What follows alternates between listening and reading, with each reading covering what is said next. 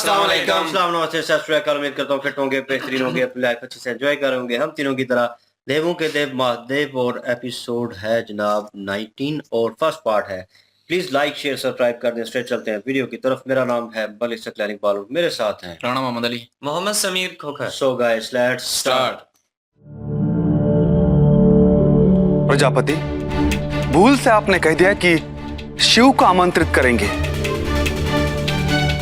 किंतु मुझे पूर्ण विश्वास है जो आप कहना चाहते थे वो इसके बिल्कुल विपरीत ही है। मैंने वही कहा जो आपने सुना।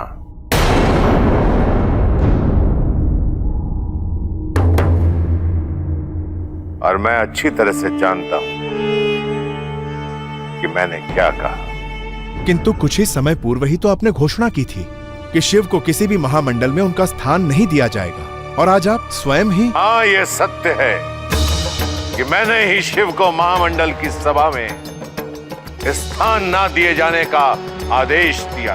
प्रजापति, शिव के साथ संधि करने से अच्छा तो हम असुरों के साथ संधि कर लें। आपको मैं आश्वस्त करना चाहता हूं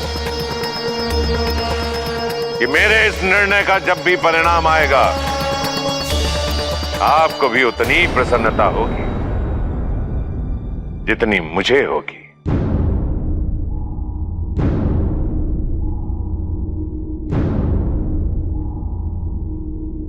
प्रजापति, मैं आज ही महादेव को निमंत्रण भिजवाता हूं।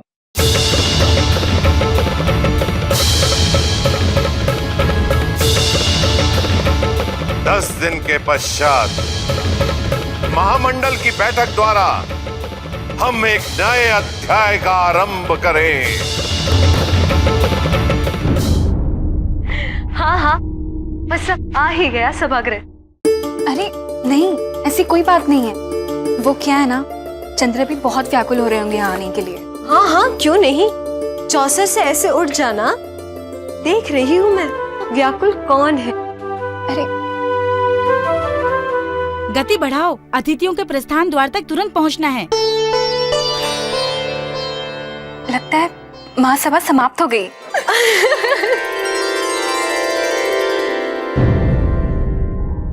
महासभा अभी अभी संपन्न हुई है।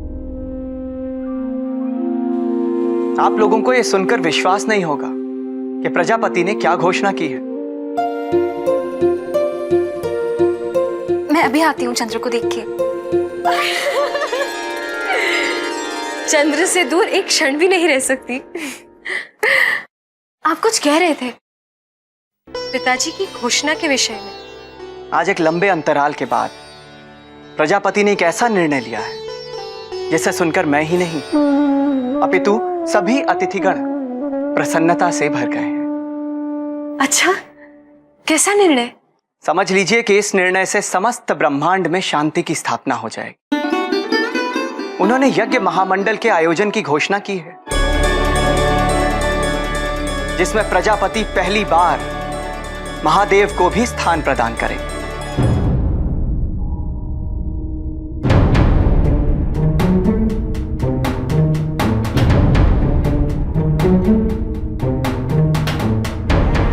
महादेव को? किंतु क्यों? क्या पिछले कुछ दिनों से सती और हमारे परिवार की पीड़ा का कारण महादेव नहीं है? और वो अभी अभी तो कुछ सामान्य हो रही है, शिव के प्रभाव से मुक्ति पा रही है, और पिताजी महादेव को ही आमंत्रित करने का निर्णय ले रहे हैं। ये तो मेरे लिए चिंता का विषय है। आप अपने पिता के इस निर्णय पर विश्वास कीजिए, और मुझे नहीं लगता कि यह कोई चिंता का विषय है।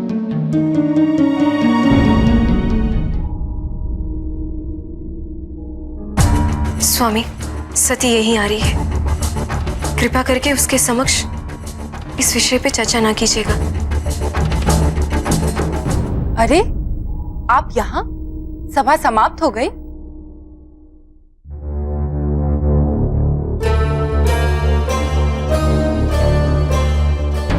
मैं पिताजी से मिलकर आती हूँ। मुझे उनसे कुछ आवश्यक बातें करनी।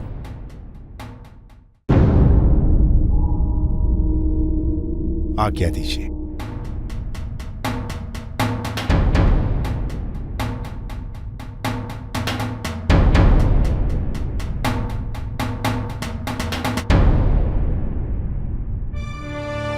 मुझे प्रसन्नता है कि तुम इस सभा के लिए आए,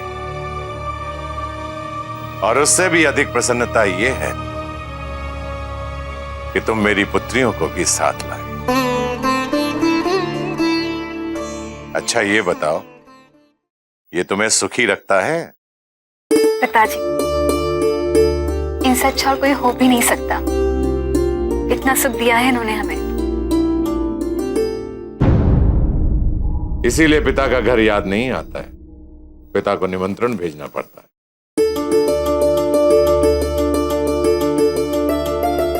जी आपकी अनुमति हो तो हम चलें? पिताजी, इतने दिनों बाद तो ये तीनों यहाँ आए हैं, क्या हम इन्हें अभी जाने दें?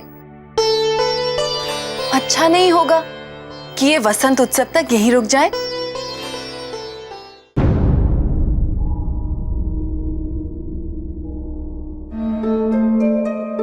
लेकिन मुझे तो शीघ्र ही महामंडल के लिए प्रस्थान करना हो। वसंतोत्सव का आयोजन कैसे करेंगे?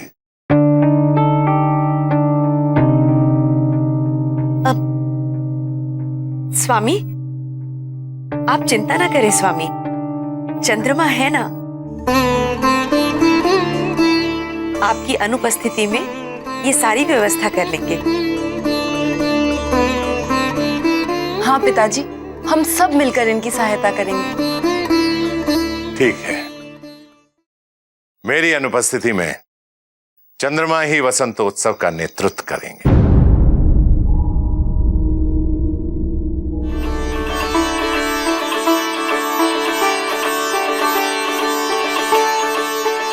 इसके लिए अनिवार्य है चंद्रमा का अभिषेक किया जाए। अमात्य। जय प्रजापति।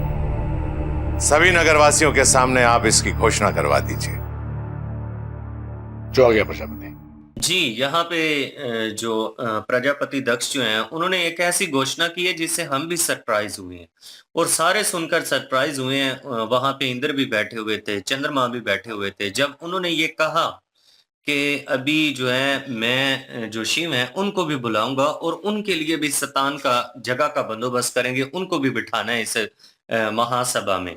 और 10 दिन तक महासभा जो है वो रोक दी गई है। कहा कि 10 दिन के बाद आप उनको संदेशा भिजवाइए। महर्षि कश्यप जो हैं वो उन्होंने कहा है कि मैं उनको बुलवा लेता हूँ, उनको संदेशा भिजवा देते हैं। उन्होंने कहा आप भिजवा दीजिए, 10 दिन के बाद वो आए।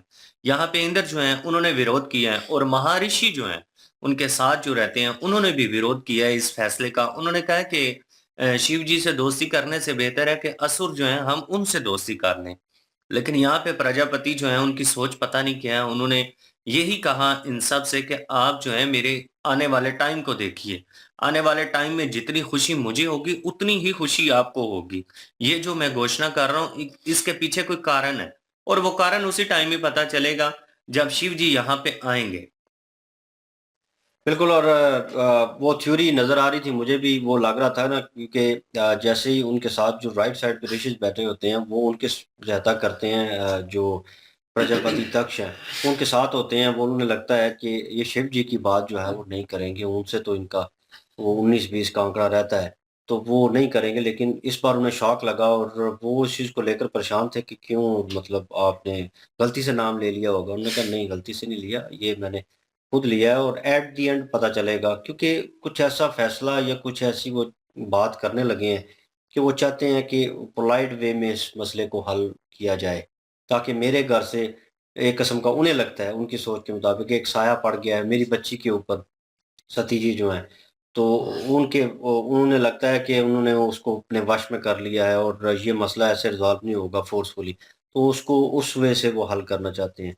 बाकी जो उनकी बहनें थीं और चंद्रमा, सती जी की बहनें और चंद्रमा जो उनके साथ थे, वो उनके ऊपर उन्होंने एक किस्म का बसंत का उत्सव जो उन्होंने मनाना है, जो इवेंट उन्होंने वो क्रिएट करना है, वो सारा बर्डन जो है प्रजापति दक्ष ने उनके कंधों पे लाद दिया है। लेट्स सी, क्योंकि वो एक तरीका भी था, सती जी ने वो एक तरीके से उनको रोकने की कोशिश की, क्योंकि अभी वार्तालाप उन्होंने करनी है पिताजी के साथ इस मसले को लेकर, जो उनका फैमिली मैटर चल रहा है।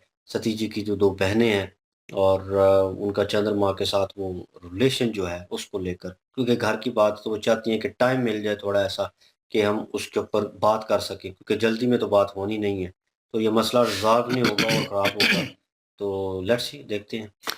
महर्षि कश्यप तो जो है वो तो बड़े खुश हो चुके हैं कि महादेव जी को जो भी है को भी जो है यज्ञ मंडल में जो है स्थान मिल चुका है, और वो भी आएंगे और उनको जो है निमंत्रण देने के लिए जो है वो बड़े जोश में है। और अभी जो है वो कहते हैं कि मैं अभी भेज देता हूँ, और बुलावा भेज देता हूँ शिव जी को, और उनको भी स्थान मिल जाएगा। और लेकिन ये है कि जो दूसरे इंद्र जी हैं वो भी परेशान हैं, और वो भी मेरे ख्याल में कहीं ना कहीं चाहते हैं कि जो शिव जी हैं वो ना आए। और जो दूसरे एक महर्षि हैं जो कि उनके साथ हैं, प्रजापति के बिल्कुल करीबी हैं, और उनकी साइड ही लेते हैं, और वो भी परेशान हो चुके हैं। वो कहते हैं कि ऐसा क्यों हो चुका है कि पहले आपने ऐसा किया, अब क्यों ऐसा कर रहे हैं। तो उन्होंने कहा कि जो मेरा इसका जो एंड निकलेगा, एंड रिजल्ट निकलेगा, उससे आपको जो है वो शांति हो जाएगी, उनको सुकून हो जाएगा।